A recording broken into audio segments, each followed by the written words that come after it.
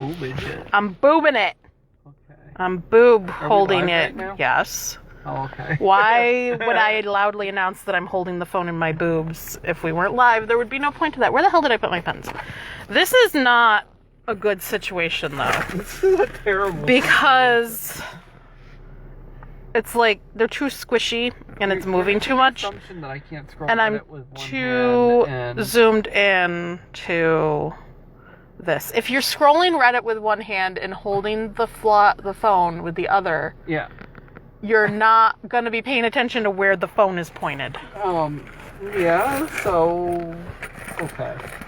So you can't scroll Reddit right now, sweetie. I'm sorry. I have to be that evil person that takes Reddit away from you. Reddit took Reddit away from me. Reddit definitely didn't take Reddit away from you. Okay. Why would Reddit take people away from it? That doesn't even make sense.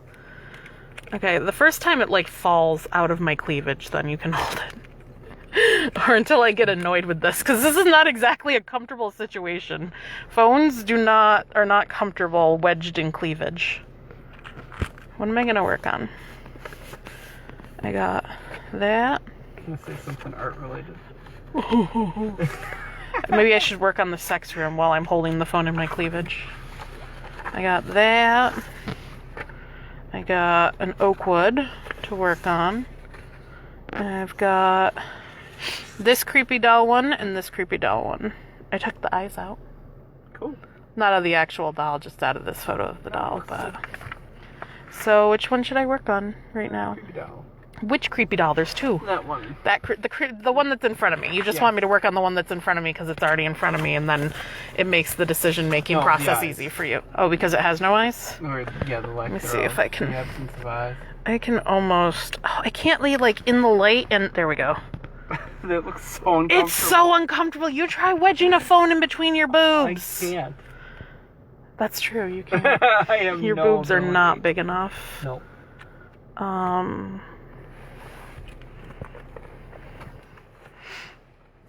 What am I gonna do with this? And what are we talking about? We need a topic list. If we're gonna make this. Oh, you're just using that as an excuse to go to Reddit. Yeah, I'm totally using. Ah! Come on, people are doing awful things in the world. People are always doing awful things in the world. I really like... Alright, I gotta unboob for a second. So I can, like, maybe zoom in. Hopefully it'll focus. I really like the, there we go. The patterning I got on this, this background. So I took this photo originally with my S5. And so it was a little bit better, even though it was a shitty cell phone picture, it was a little bit better quality and resolution than the antique photos that I use a lot. And this patterning I got when I put the mask filter, the unsharp mask filter on to get it prepped for being able to be used as a matrix, it looks like touche to me. Doesn't it look like touche to you a little bit there? The liquid stuff that I use to paint on lithostones? Yeah. Like, I really am into that patterning. Sorry, it's shaky because I'm trying to stick this back in my boobs. I'm afraid of my boobs, like, pressing buttons on there, too. Yeah, so I'm, like, really into this patterning that I've got going on, so... I was really happy. I think one of my next steps in my evolution, since I'm currently really into Xerox lithos again, is that you can actually use acetone to transfer to a laser copy to a stone. So I think I'm going to give that a try one of these days. And maybe I'll even pull an edition. That would be weird. You've been on Reddit for several minutes now and you haven't found a topic of conversation. No, I potentially have. Okay, what is it? Trying to verify whether or not it's garbage. Well, it's all garbage if you're on Reddit and looking at the news. Yeah. Apparently, okay, let me actually bring the source article up. Because apparently, like, discussing politics is the thing that we're gonna do. Why Republicans want to make class, not race, the new political fault line. This is Vanity Fair. Why would Republicans want to do like that? That seems like an automatic loser for them. Yeah, it's weird. It's like, seems like a pretty significant strategic shift for them if they actually do it, quote, quote, right. Well, how do you do it right? I mean, they're literally, not that the Democrats aren't, all U.S. selected political officials are corporate shells, but how do you, especially the Republicans, how do you not lose if you make class an issue? Because they're, well, no, then again, they do have the poor people, the poor rural people tricked. Well, that's it. I mean, the only way it'll work for them without significantly pivoting on a large number of their issues is if they pretty much keep doing what they're doing as far as their media machine and continue to convince undereducated people to vote against their interests. I mean, because it's not like you're going to suddenly see Republicans be pro-social spending and pro-union. Yeah. And, I mean, it's not pro some form of public health care. Like, that just ain't going to happen. I mean, it would be a complete rebranding for the party. And I don't know, like, if they were to really do it, then okay, cool. But I think that really it's going to be more along the lines of them continuing to push out the garbage regarding regarding what they've been saying for years about, like, big government and crap like that. Yeah. And herder socialism and it's like the whole idea of every American being a temporarily embarrassed millionaire. Yeah. It's like, that's not how it works. It's not how anything works. Not with the level of social mobility we have in this country, not with the current Gini coefficient that, I mean, you look around and you can see.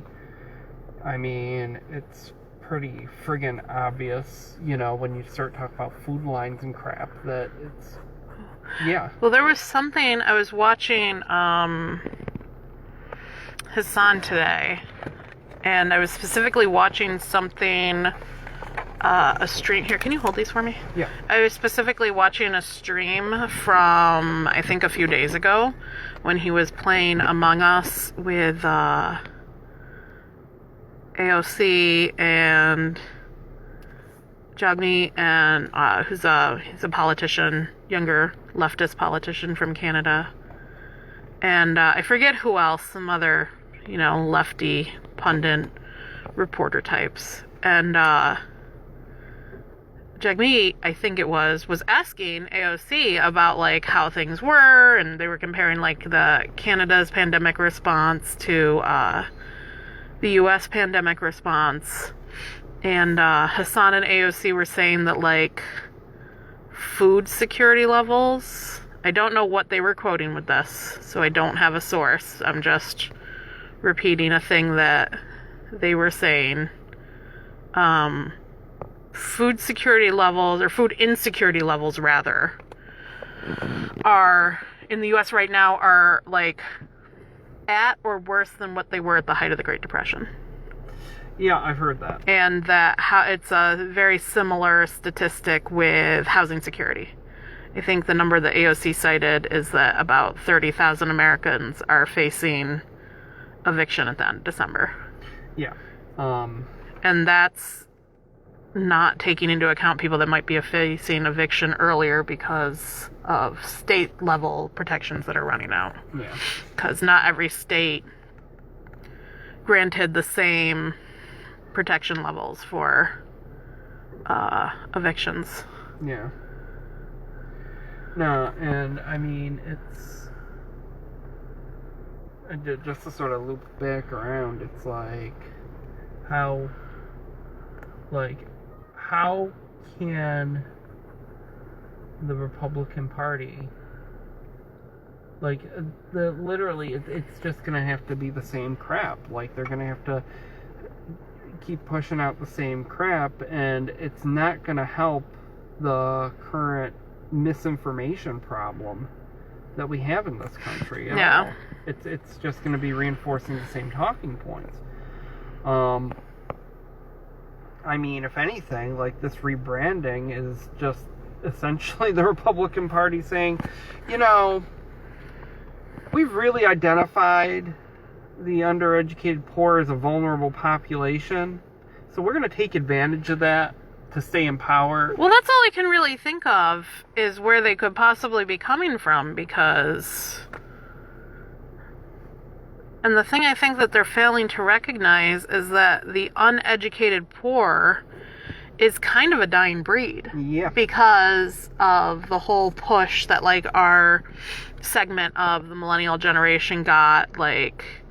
Go to school, doesn't matter what you major in, student loans aren't that bad, they're not that hard to pay off, you'll get, as long as you have a degree, you'll get a job no matter what. Mm-hmm.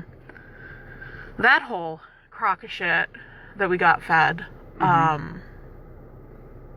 there's so many people that are poor that are actually, like, very well educated. Well, it's like, how many people do we know, present company included, that a good part of the reason why they managed to get through the fucking recession was because they kept taking student loans and tried to nurse along schooling when they probably should have had at least a gap year, or at least taken a break to work for a while in there too. I don't know what you're talking about. It's perfectly reasonable to start a new semester of college a week after you have a baby. Yeah.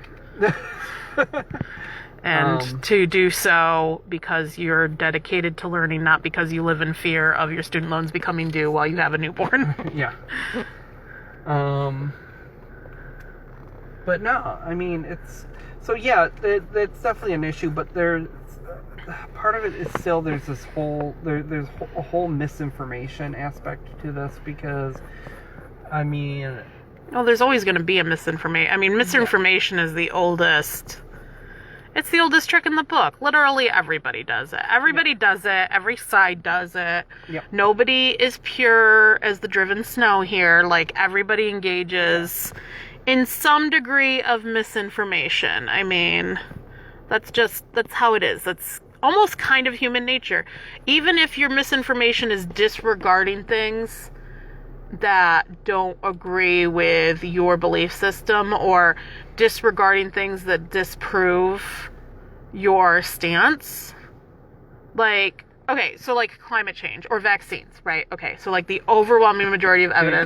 Can I disagree with this, because not yet. Potentially is making an argument against what I was saying. No, it's not until I'm done. Okay, so like climate change or vaccines, right?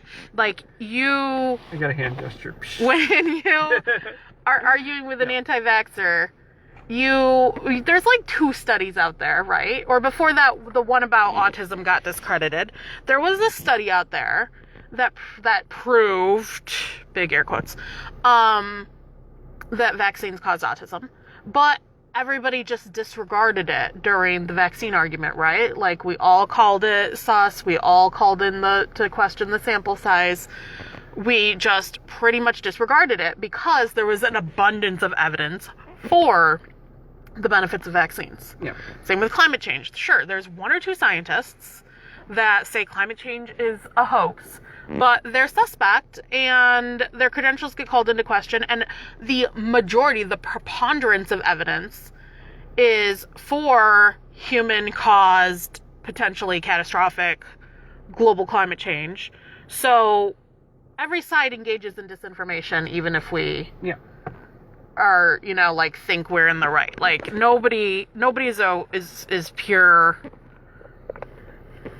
open access here. But, you know, like, this is one thing I'm gonna say. Like, this is one thing, and I've said it before. Like, this is one thing I'm gonna say in regards to this, at least with the left. One of the biggest strengths in regards to this crap is the fact that the left is willing to eat its own. And everybody, like, you always see in the political news, oh man, like, infighting in the Democratic... I mean, there's infighting in the Republican Party. You gotta hold them upside down, please. There's infighting in the Republican Party, too. You just don't hear about it as much. Why? Because the whole public face end. But the left is definitely more willing to eat its own when it comes to crap like this, which, I mean, that's cleaning house, you know? Yeah, I mean, yes and no. I just wonder, like... I mean, I guess it depends on where your line is and where your priorities are. Like, should sexual predators be allowed to stay in office? No. So, you know, like, I agree with Bill Clinton having been impeached. I agree with Al Franken stepping down from his office. But do we want to eat our own quite so much, like, at the expense of making inroads? And I know I'm on the slippery slope to liberal compromise right now. I know I am, which is why I struggle with it. Like, I don't want to say that I can see the libs' points, but I can, like, almost kind of see the libs' points. But the problem is that I think that the liberals just go too far down that path into the dark side. And by the dark side, you mean, like, willingness to compromise. You know, like, when fucking Michelle Obama is, like, besties with George W. Bush. Like, that's the danger zone. Yeah, and I mean, that's it. And it's like, well, it's another point where it's like, well, here's kind of a gray area. What is an appropriate guideline for compromise with that, you know? Yeah. Do I have an SC or a 1.5 there? Yes, you have an SC. But, for some reason, SC is chisel. I forget. Soft chisel maybe is what SC is. I'm using Faber Castell Pitt pens. And it doesn't want to focus on the pen. It doesn't like it. There we go.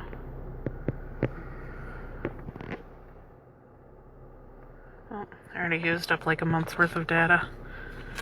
But our phones refresh in a couple of weeks. And I had a bunch in the bank. I'm sorry. No, you're good. I got distracted. No, I mean, so it's like, I don't know. I mean, it's that I guess I'm definitely, like, on the side of, like, yeah, that's clean house, because ultimately, like, that's where the integrity comes from, you know? That's true. I guess, just, can you have integrity and effective politics on a national level?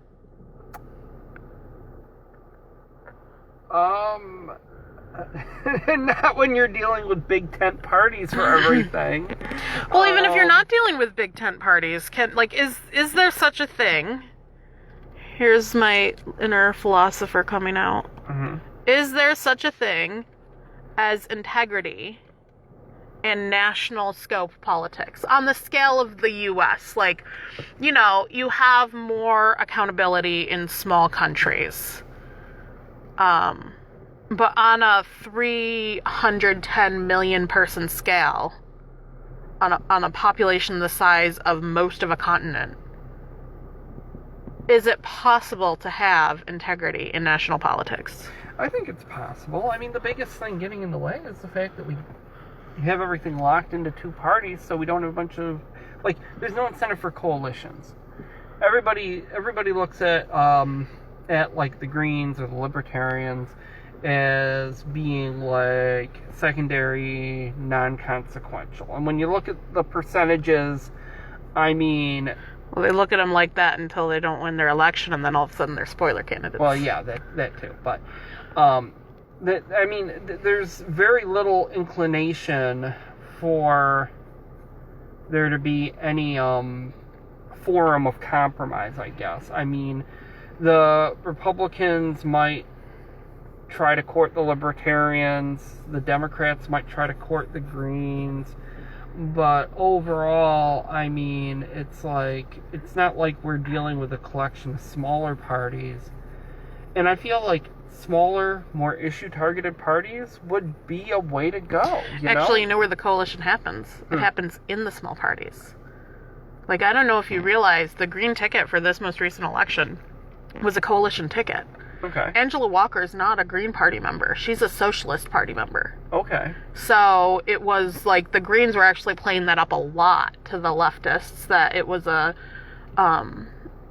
coalition ticket. So there's some like desire there to get into like the whole coalition, and I wonder how much of it is because you're right, like coalition governments can work out pretty well for other countries. Yeah. If for no other reason than they prevent monoliths like the fucking U.S. Senate is right now. Well, that's it. I mean, it's like parties should be disposable. Yeah. Like, and that's the thing. Parties should not be institutions. They should be disposable because they should change the way ideas change and the way culture changes. They knew that back in the 1800s. Yeah. When everybody... But then that also just goes to show you, like, how similar the parties are, right? Because, like, if you can change parties like you do underwear, like, who the fuck was it? Fuck. Was it Teddy Roosevelt? Did he switch parties mid-career? Or switch parties between election? Because he was, like, one of the presidents that, like, lost his election, or won an election, he was president, and then he lost a presidential election. Then he ran under the Bull Moose Party. And then I feel like he ran, and then he got elected. I'm going to look this up right now. But then this is going to bother me. Teddy Roosevelt, he was kind of, like, he wasn't really left, he wasn't really right, he was a weird in between. He gave us national parks. He did give us national parks. But, and I mean, that's kind of, like, that's almost kind of an oddity in the current environment. Well, he's not part of the current environment, sweet. I know. But what I'm saying is, like, you don't see that as much anymore. But that's my point, is, like, everybody wants to... Like, all the corporatists want to do this, like, oh, they're totally different parties thing, so people don't switch and back and forth as much as they do anymore, as they used to. But my point is that, like, people were willing to leave a party back in the day.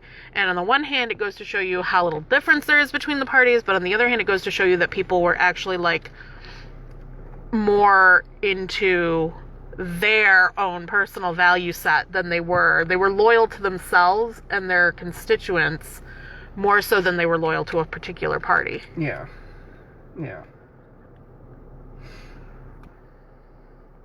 And that, like, I mean, it's...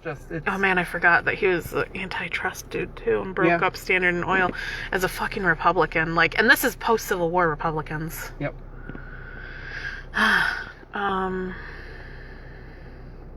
But no, it's definitely, it's like, because of the two-party system, it sort of leaves us in an illusion of choice situation.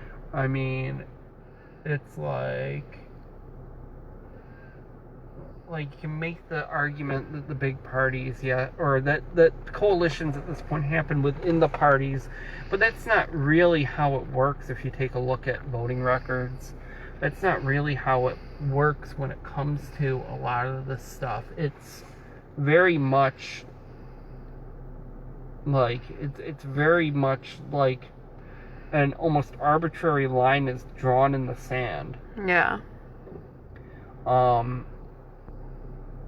And I mean, like, the inherent contradictions inside of, the inherent contradictions inside of some of these parties. Like, I mean, well, I'm not sure if I mentioned the whole, like, Blue Lives Matter thing last week, but it's like, you've got a two-sided coin there. It's like, okay, Blue Lives Matter, Which, okay, let's take all the signaling. Is it just being... Is it mysteriously showing up around the same time that Black Lives Matter? But it's definitely not about race, right? I mean, okay. Yeah, right? Nobody believes that. What? Nobody believes... Like, literally, the there Blue are Lives... people that convince The Blue Lives that. Matter people don't even believe that. Oh, trust me, there are people that convince themselves. I disagree, but okay. But, at any rate... Well... I mean, if we really care about blue lives, let's start really examining the Second Amendment. Okay? And I have no problem with the Second Amendment, but it's like, well, seriously, like, if we're going to have this conversation, we need to bring it up. You know? Let's bring up Second Amendment, and let's bring up scope of police surveillance. Okay, can I interrupt for 1 second with a thing that I'm just learning about Teddy Roosevelt? On September 6, 1901, I'm reading from Wikipedia, by the way, judge me if you will. President McKinley was shot, where President McKinley was attending the Pan American Exposition in Buffalo, New York, when he was shot by Leon, a name I can't pronounce. Roosevelt was vacationing in Vermont and traveled to Buffalo to visit McKinley in the hospital. It appeared McKinley would recover, so Roosevelt resumed his vacation in the Adirondacks. When McKinley's condition worsened, Roosevelt again traveled to Buffalo. McKinley died on September 14. Roosevelt was informed while he was in North Creek. He continued on to Buffalo and was sworn in as the nation's 26th president at the Ansley Wilcox House. That's just hilarious to me. Like, that's part of the reason why I have this, like, really sick, guilty love for Teddy Roosevelt. Because he's, like, in the Green Mountains as the vice president. And he's like, oh shit, like, I might have to become the president. Let me go to Buffalo. Oh, you're gonna be okay? I'm going back to the decks. Like, I'm sorry. I just love a man that runs away to the mountains at every opportune moment. Every opportunity. Kindred spirit. Yeah, exactly. Anyway, you were saying. But no, man, where's it going? Oh, yeah. So, I mean, that's just one example, though. There are definitely dichotomies within the party where it's like this whole compromise, and it would be better suited if a bunch of smaller parties, like, that were more issue-oriented, or even, like, if they were, like, more ideological, they would at least be ideologically cogent, you know? Yeah. I mean, it's like... It's nuts. But... Man. Like, I can't see the Republicans pulling off being a working class party. If they really try to rebrand themselves like that, I mean, it's gonna be... Like, it's gonna be a shit show. Like, it's gonna be more of a shit show than it already is. Because, I mean, I really want... I really, really, really... Like, I'm not exaggerating, I'm not lying, I'm not making this up. I really want to see the Republican Party try to court unions in a meaningful way. Yeah. That would be interesting. It would be real friggin' The problem is that they're so anti-union. Well, that's the point. I don't think that they're gonna ever... I don't see that ever coming to pass. How are you gonna go and really, like, grab working people unless you continue to convince them that unions are bad, and of course you'll be able to negotiate yourself into more money, like, well, the on problem your own is independent that operator. so many Republicans have convinced even union members. I'm going to go back to drawing because I can't easily find the answer, and we're not talking about Teddy Roosevelt anymore, or at least we probably shouldn't be, because I'm just going to continue to, like, proclaim my love for him. The problem is that Republicans have spent so much time convincing even union members, even people currently actively in unions, that unions are bad for them. Mm-hmm. So how are they then going to, like, switch and convince, especially, I mean, look at how fast the trumpets fucking turned on Fox News. Yeah. In regards to the election, like, how are they going to convince that branch of the Republican Party?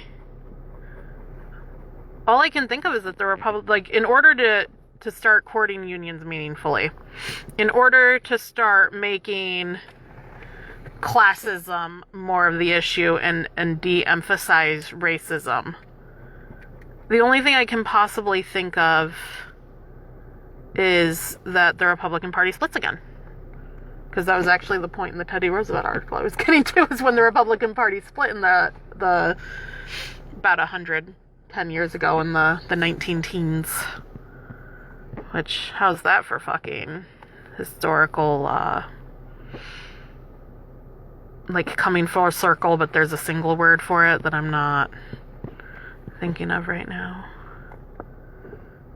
This doll's nose is, like, upturned, which is kind of interesting, because I took this picture head on, and the way the shadow's falling over this part of the nose, and it's highlighting, like, the bottom of the septum and the nostrils, and the doll's nose has to be upturned. I never noticed it before. It's one of Punch's dolls. I just stole it for art. Which reminds me, part of the reason why we're going to Val's tomorrow is to pick up a bunch of dolls. Cool. I don't actually know the number of dolls. I just know there's a lot. She's gonna pick out the ones that it would make her sad if they were repurposed for art. Okay. But she said that there's still enough for several artists worth of dolls. So I have a feeling we're actually gonna fill the car with dolls. Oh man, Rhea's gonna be enthusiastic. I mean, I'm getting them for me. Don't use her name again. Like, Punches can use them, but they're actually gonna be my dolls. Yeah. But,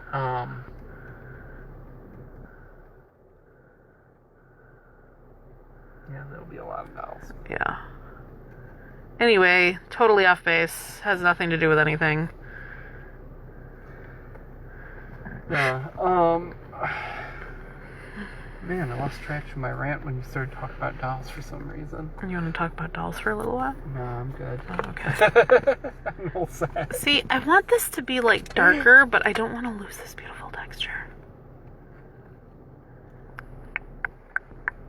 I might see what I get photocopying it again, because the laser printer will print in grayscale from GIMP, but I have the photocopier set to text, which is like old school photocopies. I have the photocopy function set to text, which is like old school copy machine style.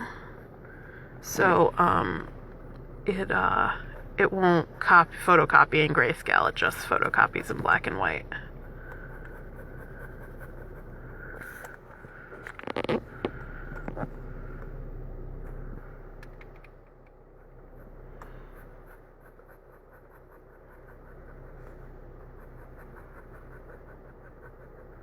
Oh, so Republicans to court unions, that's what we were talking about? Yeah.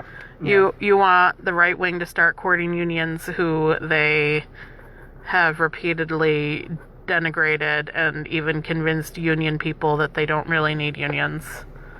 Yep. And even, like, liberal union people. This is the thing with unions. And this is why I don't think they're gonna start trying to court them anytime soon.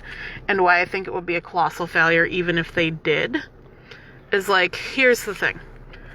There's a not insignificant subset of liberal and liberal-minded folks, not leftists, liberal folks, that also think unions are bad. Like, the Republican Party has not just convinced the right wing that unions are bad, they've convinced the liberals that unions are bad. Yep. So, how do you spend the last 100 years, almost, convincing people that unions are bad, okay? Convincing even the other side that should support unions that unions are bad. And then you go and start trying to court unions. Tell me how you see this happening. Or how you would like to see this happen. Well, okay. So, first of all, there's a flaw to your basic premise that cognitive dissonance is not, like, modus operandi for the Republican Party. I mean, that's modus operandi for the United States of America. Yeah, pretty much. But, that aside. Yes. That aside. I need the extra small, please, the XS. XS. This is excess. This is excessive. Ha ha ha, no, it's extra small. But no.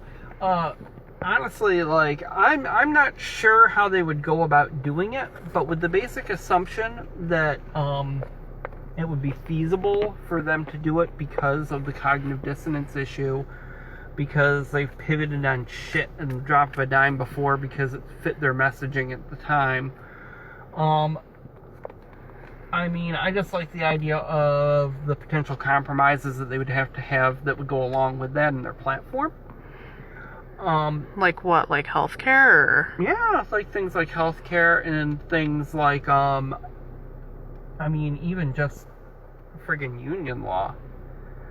I mean, that compromise would ultimately, I guess, help to make them a little less fash. Maybe not. All right. Maybe not. I think I'm done working on Dolly for now. What should I work on next? We've got the sex room. We've got another creepy doll. We've got me covering the camera like I don't know what I'm doing. We've got an Oakwood. You think we should work on the Oakwood one? Yeah. I probably should have asked the children if they wanted to be in one of the Oakwood prints, but I didn't ask them any other time that I've put them in. Like, I put punches in Oakwood prints before. I need the M, please. Yeah. Yes. They're still legally chattel, right? No. Children aren't chattel. God. See, this is how I know you used to be a libertarian, because you say shit like that. Oh, man. Okay, but yeah, you were going to enlighten us about how the Republicans are going to court unions. I mean, I'm more looking at it as through compromise and mellowing. I mean, there's no, like, firm plan here in regards to it. But, like, just the idea of them courting unions... You mean you're not a secret Republican strategist? No, I am not. Well, that's good, because that would be really awkward for our marriage. Yeah, it would be. But, Okay, so I guess why do we want to see them court unions, then? If you don't have a plan for, like... compromise their platform. You just want to see them have to compromise their platform. Hells yeah. I mean, how else do you get the Overton window to start to shift? Because they compromise their platform, and that takes the middle and shifts it left a little bit, and then, Does it really, though, do you think? Yeah. Like, I'm so pessimistic about the future of the United States at this point that I don't know that you do shift the Overton window. I think that you just then have a bunch of Republicans that re-register as Democrats.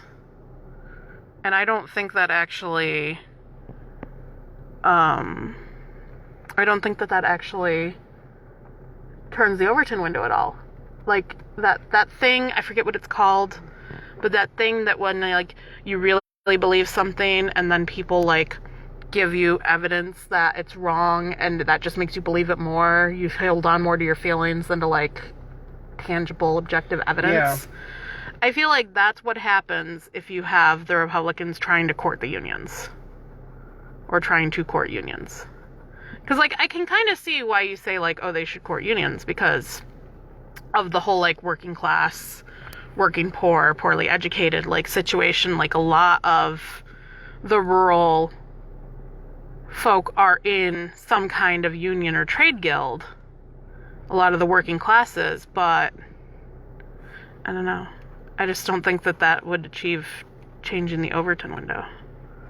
Well, I mean, it's like, I guess the way I'm looking at it is the Overton window is pretty far right in compared to the rest of the world. Yeah. Oh, and Val said old liberals still believe in unions. That is true. It's mostly younger liberals, not leftists, that have issues with unions. Yes. Like, sadly, some people our age, they make me sad when they don't like unions, and I'm like, but you should.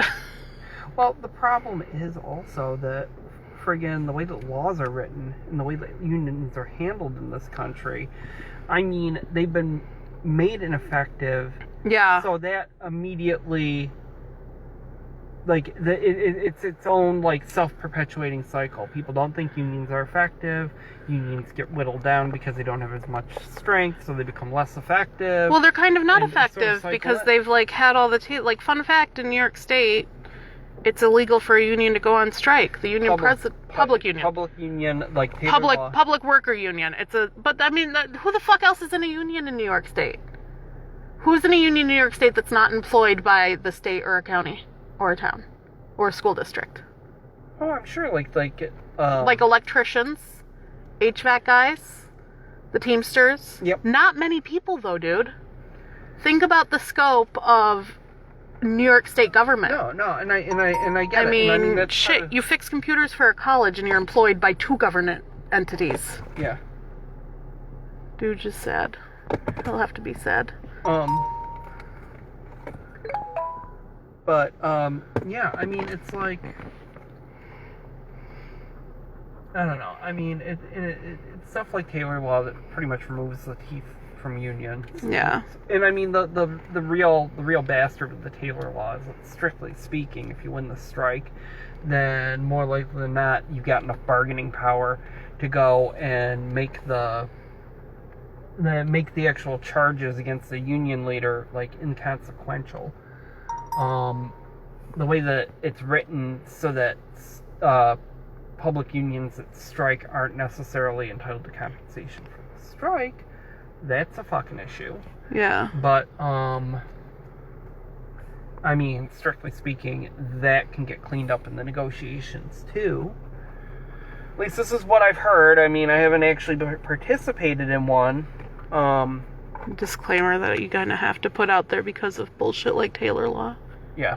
You don't really want to get your union president arrested because you were mouthing off during a Facebook live stream. Yeah, and no, I mean the CSEA. Like I don't know. Like the closest thing that I've seen regarding that is like people just saying that they've been working without a contract, and you'll see that periodically. Yeah. It goes long enough. Well, they used to at OCC. They used to work. put it in their office windows. Yeah. When you guys were out of contract. You guys are out of contract right now, weren't you? Yeah. I know you're voting on a new contract soon. They're voting on it at this point. I don't know if it's going to get approved. I need to actually take a look at that more. Because I theoretically should be part of the Facebook group, but that would require you going on Facebook. Yeah. Yeah, we did rant about Facebook all last week. Didn't we? Yeah, we did. But no, I mean, it's like... Good, you should convert people our age to supporting unions, because too many of them don't. I mean, it's like... But it's like that thing you were talking about, like, how, like, the poorly educated will vote against their self-interest. Like, people have been so convinced by... I don't even know what. Like, is it all the right-wing propaganda machine? It can't all be the right-wing propaganda machine. People have been... they've been convinced by money. Yeah, I need an S, people that please. are rich enough to go and control media entities. You need a what? An S, please. S. It's an SC. But there's an S. Those of us just joining, Jason's handing me my pens because I am balancing the camera with my boobs. I'm actually doing a surprisingly good job, although I am distraught by the lack of resolution on this camera. In this lighting.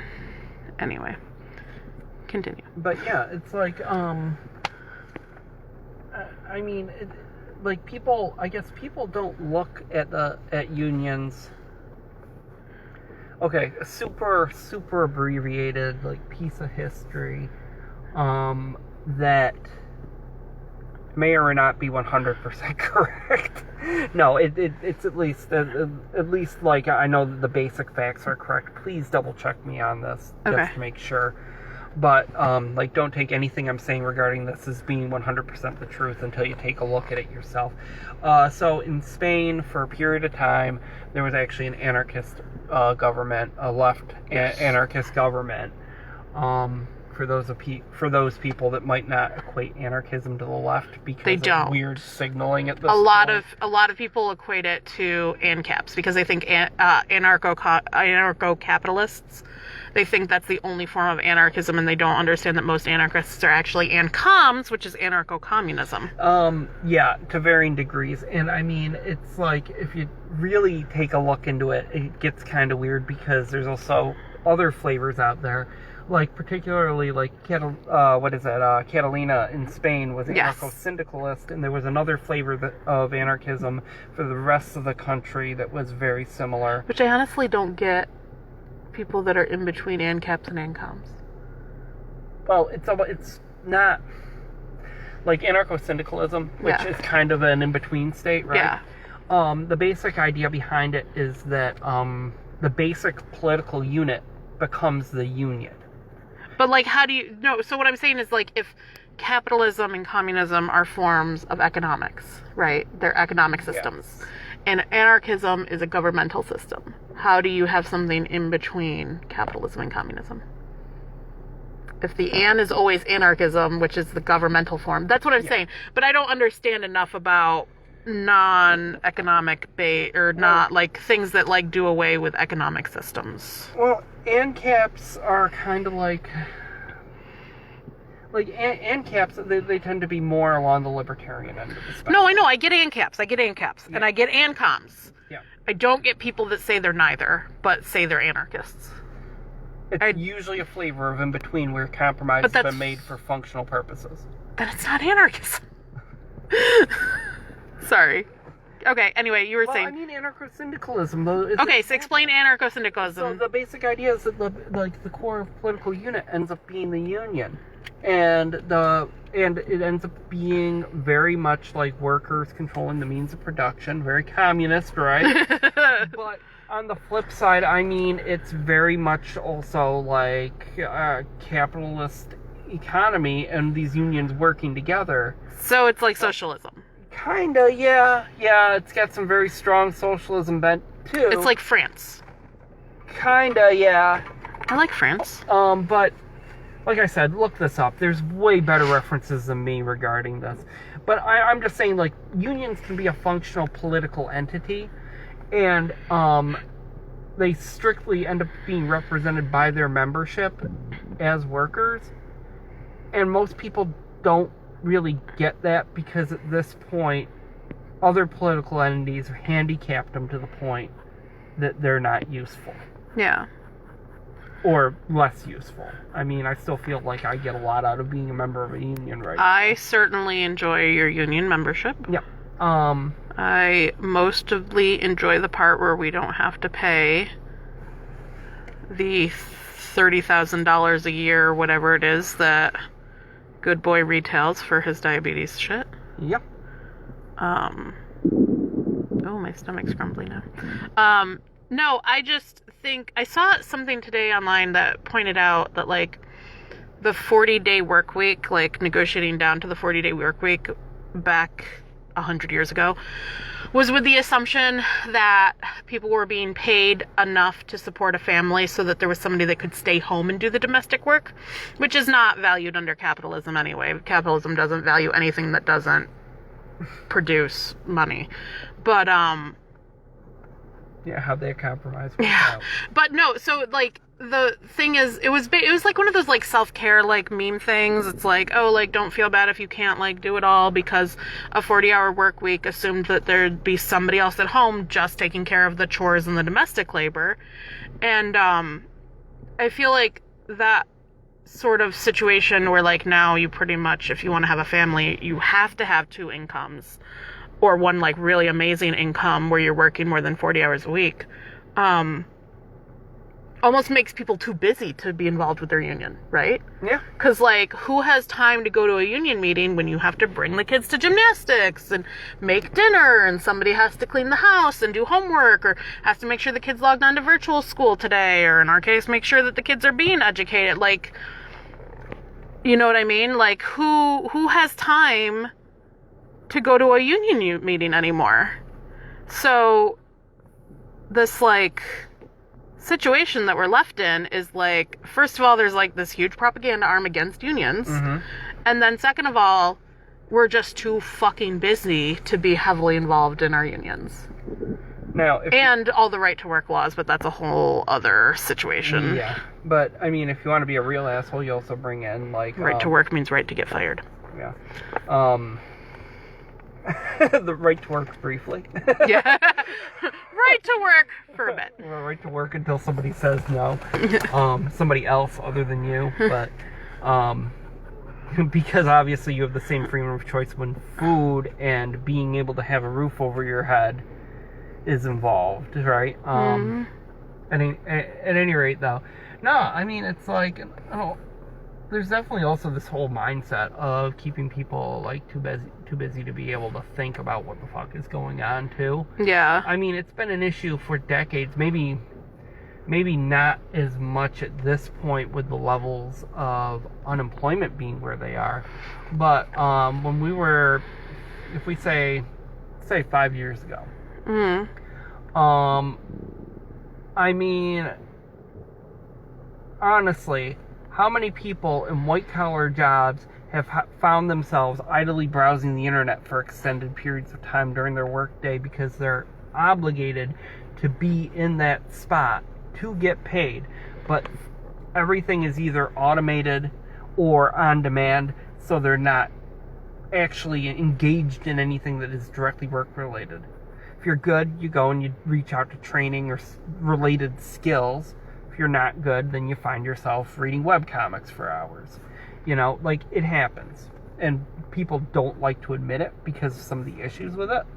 But it's like, this is a thing. Like, this is definitely a thing where there's a whole lot of, let's say, there's a whole section of the middle class that find themselves in this position where they're at a job. And how many fucking movies and TV series have touched on this, you know? Yeah. All the stupid shit going on in the Office, you know? I need an excess, please. Or, the movie Office Space, or whatever. I mean... Yeah, I mean, you pretty much just described the movie Office Space. Yeah, it's like...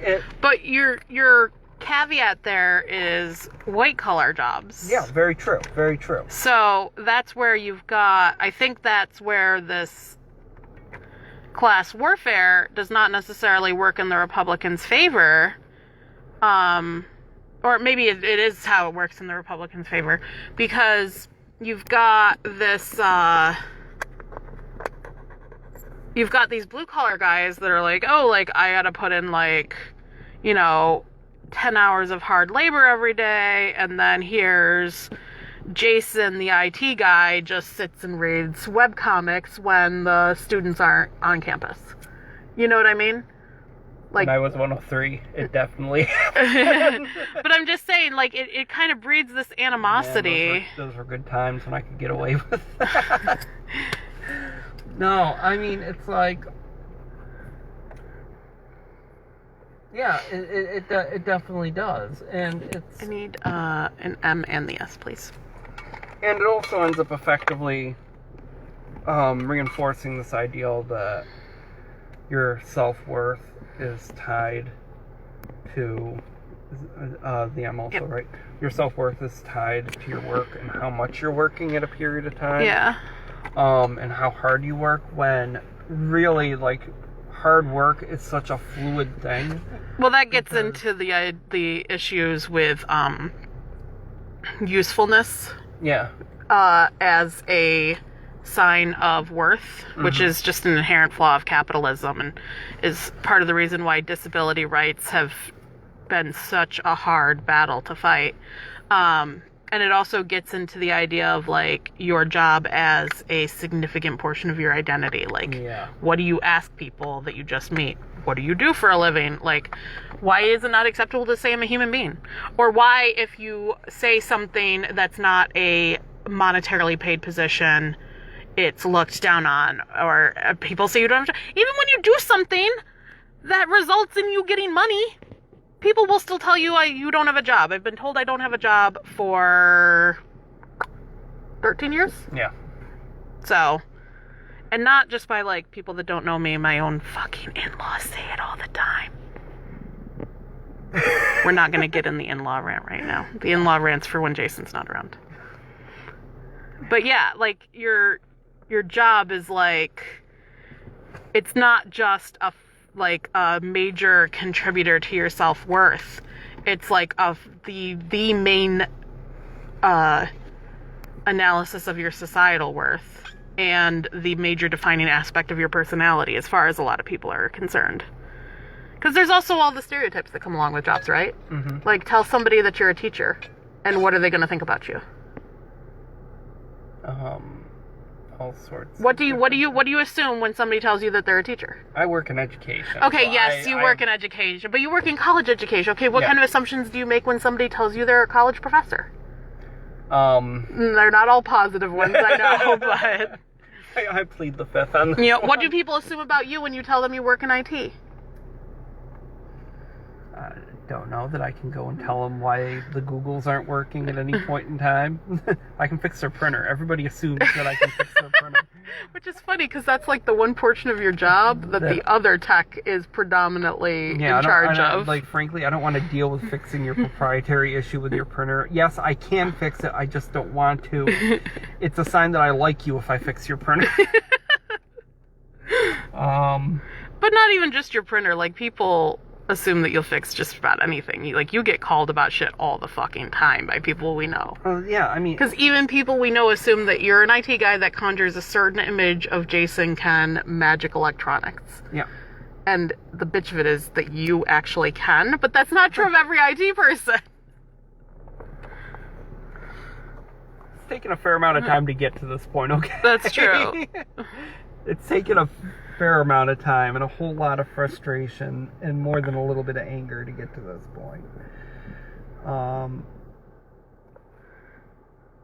man. Oh, so what I'm doing on the art end, because I don't think I ever explained that, is that I've got these photocopies, not really photocopies, but they're prints of photographs I've taken from my laser printer, and now I am drawing back on top of them after I filtered them out to make them black and white and to make them kind of, I don't know if you're going to be able to tell.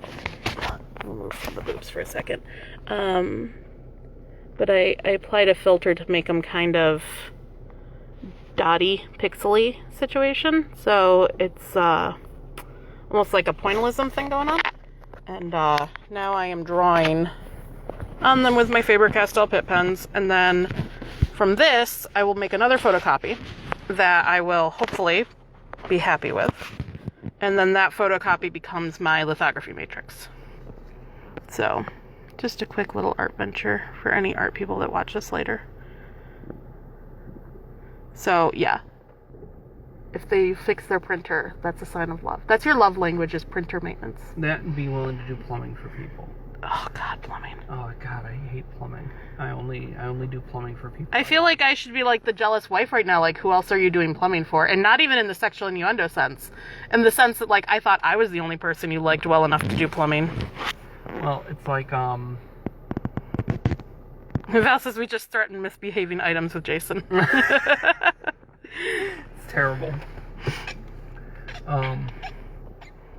But no. Yeah, who else are you doing fixing their plumbing? I was thinking specifically in reference to, I don't know how much we're doing names in the live stream. Our neighbors across the street who originally helped us, like, get our current place. Oh, right. They were having problems with the toilet, and I actually, like, showed up, and a huge portion of that was, hey, these people helped get our current residence. That is true. I'm going to go and do plumbing. And I explicitly told them not to tell other people that I can do plumbing. Well, when I went and I did that. I thought you just told them not to tell the landlord because you didn't want him to start calling you to do plumbing. Yeah, that too. I realized I just drew, like, a whole thing off camera. See, doing electrical work is at least fun because there's some level of risk for stupidity with that. Dude, you're the only one that thinks getting shocked by the fucking main line to an entire house is fun. You're dumb. You only think it's fun because you fried off the brain cells. It's the risk. It's the challenge, you know? The challenge to what? There's no challenge. The electricity always wins, bro. You always get shocked. Well, there's no challenge. There's no challenge. Okay. When was the last time you worked on electricity and didn't get shocked? What? When was the last time you worked on electricity and did not get shocked? You don't know because it's never happened. Does There's low no voltage challenge. count? No. Real electricity. It Real doesn't. electricity? It's not a challenge No, if I we mean, know I've you're going to replaced get a ton shocked. of friggin' outlets without getting shocked before. Because you turned off the power. Which is what you're supposed to do, but you don't sometimes always can't do that. that. It's not a challenge if you know what the outcome is going to be, and the outcome is always Jason gets shocked.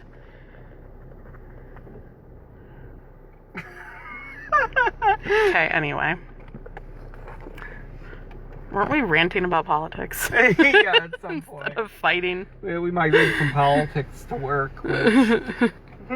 funny, there seems to be a congruency there. All right. I like rocks.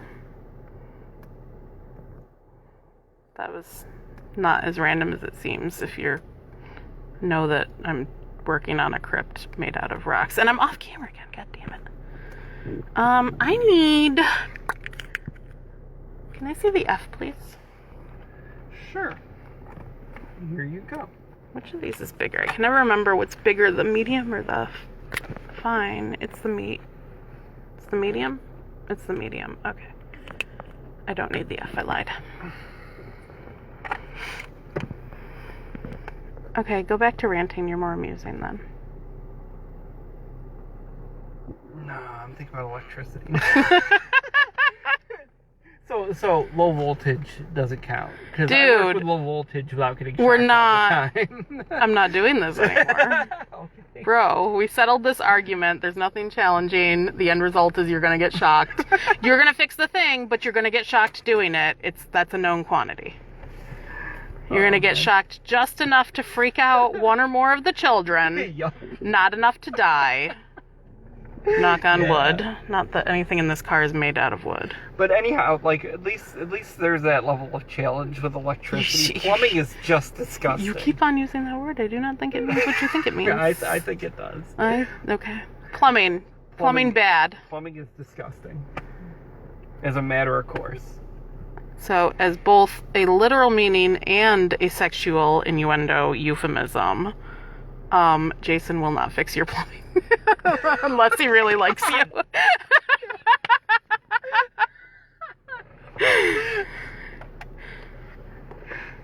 Har, har, har. Val said when you were being quiet that perhaps you were attempting to recharge.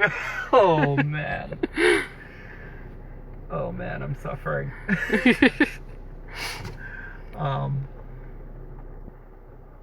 But no, I mean, I guess it's one of those things where, like, okay, so wrapping back around, I guess, to the long-winded politics rant.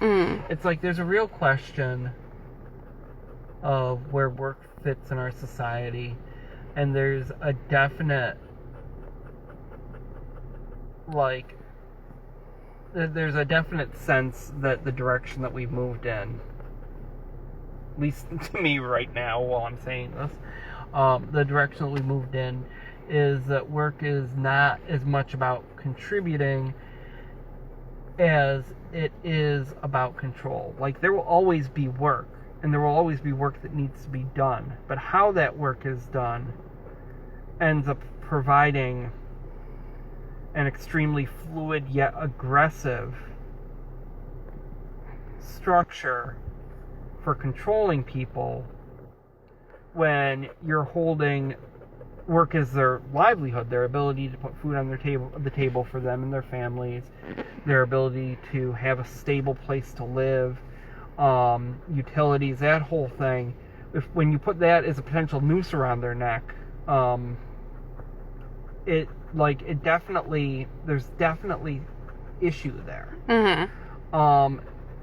And it's when it's used to manipulate people, it's a serious friggin' problem. Welcome to the brief history of capitalism. Yeah, I mean, it's like it's like there's definitely a modern serfdom. And I mean,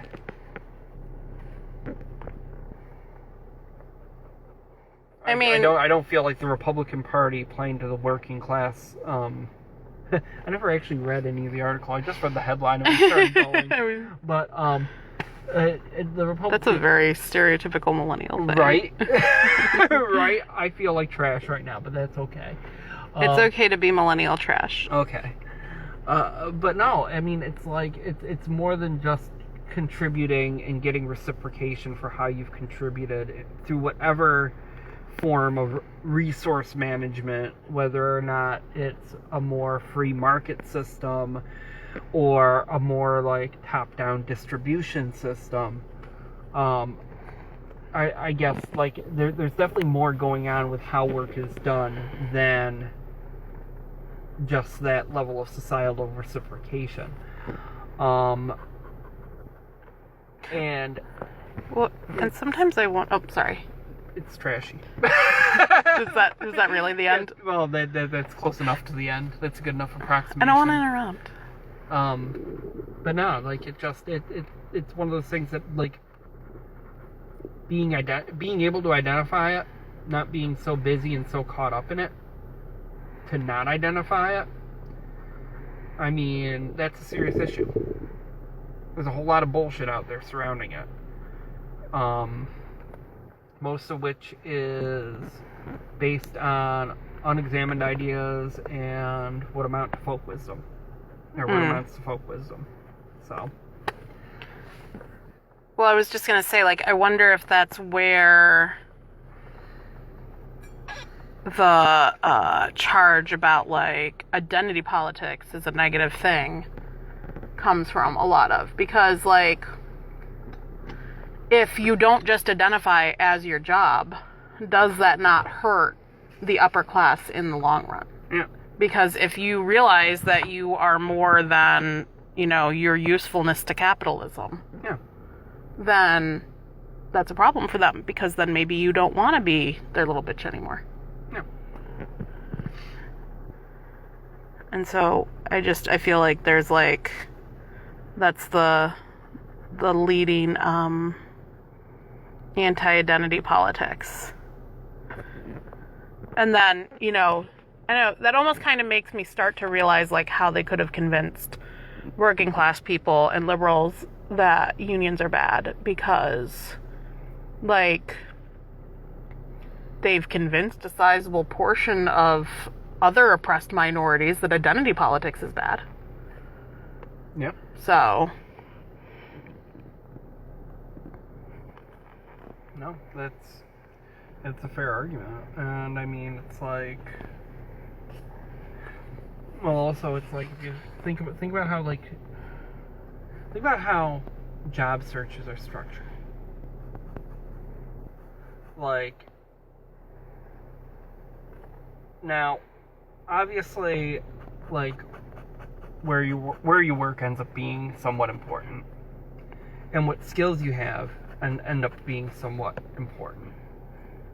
But there's a definite gearing, and I mean, this would take a lot more exploration, because there's a whole lot of things as far as experience and everything else that go into yeah, this. we only got 10 minutes before Punches is out of gymnastics. So I'm not going to be able to do an in-depth exploration, and this might end up just being a very shallow view of this, but like most people. Why did it flip? Stop it! I don't want the other side. Nobody wants to look at me. But most people like start the job search based on, here are the skills I have, who will take me? Mm. And more that mindset than, oh, these are places I'd like to work and the types of work I'd like to do. So I'm going to go out and actively court these places with my skill set, Like, it's definitely, like, it's one of those things where you effectively have to have money to do that. Yeah, because you have to be able to, if you want to work at a place that you don't have, and you don't think you have their skill set, you have to be able to go back to school, or go back to some sort of vocational training. And that's just another tool of class suppression, is privatizing education at higher levels. Yeah. Which is why you see greater economic equality in places like in Europe that have free education. We were looking up recently, based on something we read, and this is accurate, that like it only costs like $300 a year to go to medical school in fucking France. Yeah. Like, their doctors don't leave medical school with 6-7 digit debt. Yeah.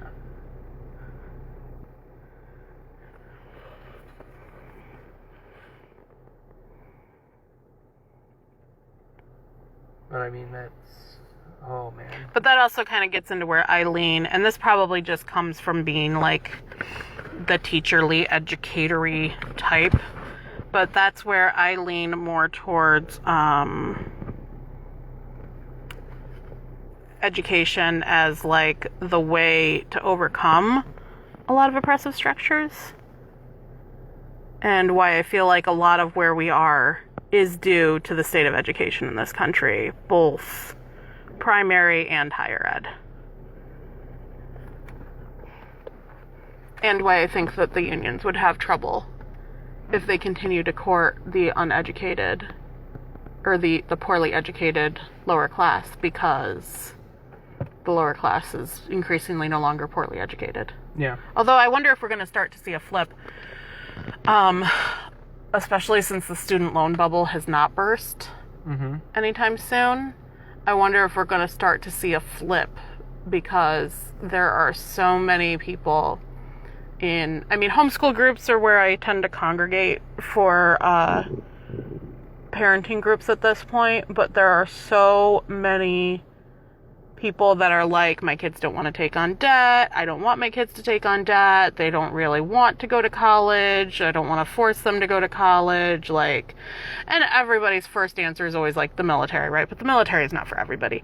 So I just feel like there's this, like, since the student loan bubble didn't burst and we didn't move to a more egalitarian education funding system in this country for higher ed, I feel like we're actually on the verge of like refilling the poorly educated lower class because of a bunch of kids that I see that are near peers to our children who aren't going to go to college or are trying to do it in a way that doesn't require them to take on large loads of debt, i.e. the military.